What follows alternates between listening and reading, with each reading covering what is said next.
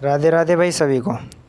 जैसा कि मैंने अपने ब्लॉग में बताया था, हालांकि जो हमारे हफ्ते भर का शेड्यूल रहता है उसमें हम प्रत्येक दिन अलग अलग सब्जेक्ट को डिस्कस करते हैं, अलग अलग टॉपिक को डिस्कस करते हैं। लेकिन आज जो टॉपिक है वो केमिस्ट्री का टॉपिक है। पिछले जो संडे को हमने टॉपिक किया था उसी को हम आगे कंटिन्यू कर रहे हैं। थोड़ा सा पोर्शन उसमें रह गया है, तो ध्यान से समझिएगा। मैं उस पुराने टॉपिक में, पिछला जो सेशन था, पिछली जो क्लास थी, उसमें मैं पदार्थ के बारे में बता रहा था। और पदार्थ का मैंने जो फिजिकल डिवीज़न है, भौतिक आधार पर मैंने वो पदार्थ को डिस्क्राइब कर दिया था। आज उसका सेकंड पार्ट है, रासायनिक आधार पर पदार्थ को किस प्रकार से अपन डिवाइड करते हैं, उसको किस प्रकार से अपन समझ सकते हैं, तो उसको समझने का प्रयास करिएगा। सर देखो, जब हम पदार्थ को रासायनिक आधार पर समझने का प्रयास करते हैं तो पदार्थ को रासायनिक आधार पर 3 भागों में बांटा गया है। कितने भागों में बांटा गया है? 3 भागों में बांटा गया है। कौन कौन से हैं? एक है तत्व। कौन सा है? तत्व। एक है यौगिक, एक है यौगिक, और एक है मिश्रण। कौन सा है? मिश्रण। अच्छा, इंग्लिश में क्या बोलते हैं? तत्व को इंग्लिश में क्या बोलते हैं? एलिमेंट बोलते हैं। यौगिक को इंग्लिश में क्या बोलते हैं? कंपोनेंट बोलते हैं। मिश्रण को इंग्लिश में क्या बोलते हैं? मिक्सचर बोलते हैं। अब इस तत्व को भी आगे 3 भागों में बांटा गया है। कौन कौन से हैं? धातु, दूसरा अधातु, और तीसरा है उपधातु। है ना? सभी को बारी बारी से डिस्क्राइब करूँगा मैं, ध्यान से समझिएगा। यौगिक, यौगिक 2 प्रकार के होते हैं। एक होता है कार्बनिक यौगिक। कौन सा? कार्बनिक यौगिक। एक होता है अकार्बनिक यौगिक। कौन सा? अकार्बनिक यौगिक। मिश्रण, मिश्रण भी 2 प्रकार के होते हैं, मिक्सचर भी 2 प्रकार के होते हैं। एक होता है समांगी मिक्सचर और एक होता है विषमांगी मिक्सचर। कौन सा? विषमांगी मिक्सचर। अब इन सभी को ये बारी बारी से अपन एक एक करके डिस्क्राइब करते हैं ना। देखो सर, तत्व किसे कहते हैं? एलिमेंट किसे कहते हैं? देखो, हर पदार्थ छोटे छोटे अणुओं से मिलकर बना होता है। उन अणुओं को क्या बोलते हैं? उन एटम्स को क्या बोलते हैं? उन पार्टिकलों को क्या बोलते हैं? एटम्स बोलते हैं, परमाणु बोलते हैं ना। अब जब समान परमाणु को आपस में मिला देते हैं, जब समान परमाणुओं को आपस में मिला देते हैं तो क्या बनता है? तत्व बनता है। तत्व हमारे जो अभी डिस्कवर किए हुए हैं वो 92 तो हमारे प्राकृतिक तत्व हैं, 92 है ना। बाकी से जितने भी हैं लगभग 108 के समथिंग अपने टोटल तत्व हैं। बाकी जितने भी हैं आर्टिफिशियल एलिमेंट हैं। बात आई समझ में?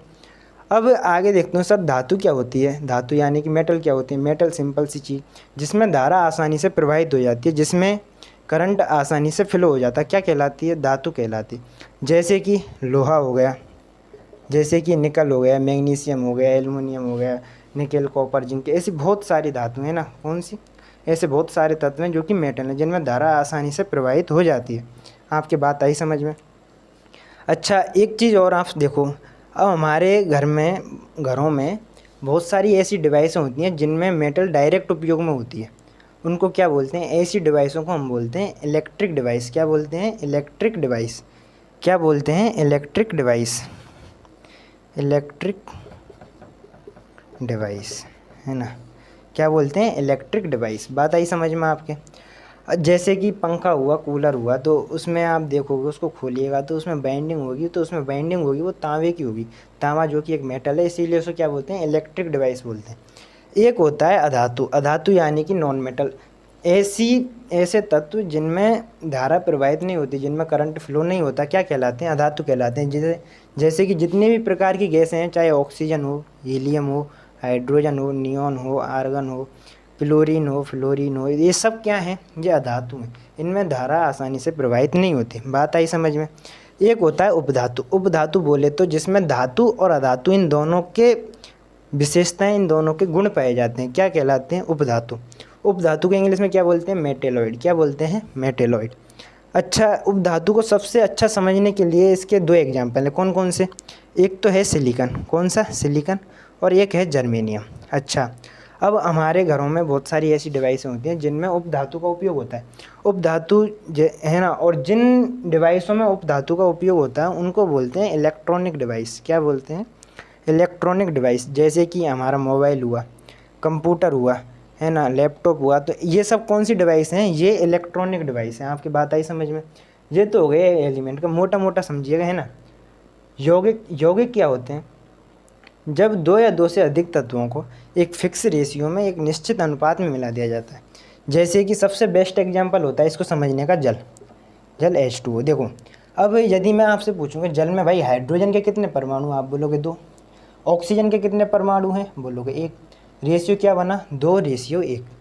अब यदि मैं इसको और ज़्यादा अनुपात को और ज़्यादा बढ़ाऊँ तो ये 4:2 हो सकता है, 8:4 हो सकता है ना। इससे और भी बहुत बढ़ सकता है। लेकिन जब हम जल बनाएंगे तो हाइड्रोजन और ऑक्सीजन के जो परमाणु होंगे वो इसी अनुपात में होंगे। इसके अलावा यदि आप कोई दूसरा अनुपात लेते हो ना तो जल नहीं बनेगा। बात आई आपके समझ में। अच्छा, और भी यदि इसको सिंपल तरीके से मैं समझाऊँ यौगिक क्या होता है, कंपोनेंट क्या होता है, तो ऐसे पदार्थ जिनके फॉर्मूले होते हैं, जिनके सूत्र बनाए जा सकते हैं, क्या कहलाते हैं, यौगिक कहलाते हैं। अच्छा, जैसे कि जल हो गया तो इसका फॉर्मूला बनाया जा सकता है, पानी का फॉर्मूला बनता है H2O होता है, तो यौगिक है। अब यौगिक भी ऐसे यौगिक जिनमें कार्बन पाया जाता है क्या कहलाते हैं, कार्बनिक यौगिक कहलाते हैं। जिनमें कार्बन की मात्रा होती है, जिनमें कार्बन पाया जाता है, ऐसे यौगिक क्या कहलाते हैं, कार्बनिक यौगिक कहलाते हैं। अच्छा, कार्बनिक यौगिक जैसे एग्जाम्पल की बात करूँ तो हाइड्रोकार्बन हो गए, alkene alkene alkene alkene alkyne हो गया, है ना, ईथर हो गया, एल्डिहाइड हो गया, बेंजीन हो गया, है ना। तो ऐसे बहुत सारे एग्जाम्पल हैं। इसके लिए अलग से एक केमिस्ट्री चलती है जिसको अपन बोलते हैं ऑर्गेनिक केमिस्ट्री। क्या बोलते हैं, ऑर्गेनिक केमिस्ट्री। एक होते हैं अकार्बनिक यौगिक। अकार्बनिक यौगिक कौन कौन से होते हैं, जिनमें कार्बन नहीं पाया जाता। इसके अलावा जिनमें कार्बन नहीं पाया जाता वो सब अकार्बनिक यौगिक है। चाहे जल को ही ले लीजिए, जल भी एक अकार्बनिक यौगिक है। अच्छा, यदि मैं मिक्सचर की बात करूँ तो सर मिश्रण क्या होता है, मिक्सचर क्या होता है, जब दो या दो से अधिक तत्वों को एक बिना किसी निश्चित अनुपात के, कोई फिक्स रेशियो नहीं होता, उनको उन तत्वों को हम मिला देते हैं तो क्या कहलाता है, वो मिक्सचर कहलाता है, मिश्रण कहलाता है। अब जैसे कि इसको यदि मैं बेस्ट एग्जांपल दूं इसका तो यह है वायु। ये क्वेश्चन बहुत बार एग्जामों में आता है, सर वायु क्या है, क्या एक यौगिक है, क्या यह मिश्रण है। देखो वायु का हालांकि एयर का कोई भी सूत्र नहीं होता, कोई भी फॉर्मूला नहीं होता, यानी कि सिंपल से हम समझ सकते हैं कि यौगिक तो नहीं होता, यानी कि मिक्सचर। अब मिक्सचर को कैसे, यदि हम वायु की बात करें, यदि हम वायुमंडल में जो वायु है इसकी बात करें तो देखो सभी प्रकार की गैसें पाई जाती हैं। इसके अलावा धूलकण, इसके अलावा जलवाष्प, ये सभी वायु में पाए जाते हैं। इसलिए वायु का कोई फॉर्मूला नहीं होता। और वायु को क्या बोलते हैं, मिश्रण बोलते हैं, मिक्सचर बोलते हैं, है ना, इसके अंतर्गत आते हैं। अब यदि मिश्रण को और ज़्यादा आगे डिस्क्राइब करूँ तो मिश्रण कितने प्रकार के होते हैं, 2 प्रकार के। एक होता है सामांगी, एक होता है विषमांगी।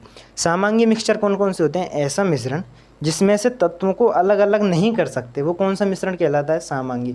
इसको इंग्लिश में क्या बोलते हैं, होमोजीनियस। क्या बोलते हैं, होमोजीनियस। और इसको क्या बोलते हैं, हेक्टोजीनियस। क्या बोलते हैं, हेक्टोजीनियस। अच्छा, ये जो सामांगी मिक्सचर होता है, इस सामांगी मिक्सचर में पदार्थों को अलग अलग नहीं कर सकते, है ना, और विषमांगी में तत्वों को अलग अलग कर सकते हैं, वो क्या कहलाते हैं, विषमांगी मिक्सचर कहलाता है। अब जैसे कि बेस्ट एग्जांपल इसको समझने का है, जैसे कि आप मार्केट गए, बहुत सारी दालें लेके आए, दालों को आपने मिला दिया, मिला के आपने मुट्ठी भर दाल निकाली, तो आप बता सकते हो कि ये चने की दाल है, ये मूंग की दाल है, ये अरहर की दाल है, तो आप बता सकते हो अलग अलग दालें, है ना। तो एक ऐसा मिक्सचर जिसमें आप तत्वों को बता सकते हो कि भाई ये तत्व है, ये तत्व है, अलग अलग तत्वों को स्पेसिफाई कर सकते हो, उनको अलग अलग दर्शा सकते हो, तो क्या कहलाता है, सामांगी मिक्सचर कहलाता है। बात है इसमें, दर्शा सकते हो तो वो कौन सा कहलाता है, विषमांगी कहलाता है। और जिसमें आप अब उस दाल को, आप जो दाल ली है उसको आप कुकर में डाल दीजिए और 2-3 सीटी लगा दीजिए, तो इसके बाद आप बता नहीं सकते कि उसमें कौन कौन सी दाल है, तो वो कौन सा हो गया, वो हो गया आपका सामांगी मिक्सचर। कौन सा हो गया, सामांगी मिक्सचर। बात आई समझ में, है ना। आज के लिए इतना ही, धन्यवाद।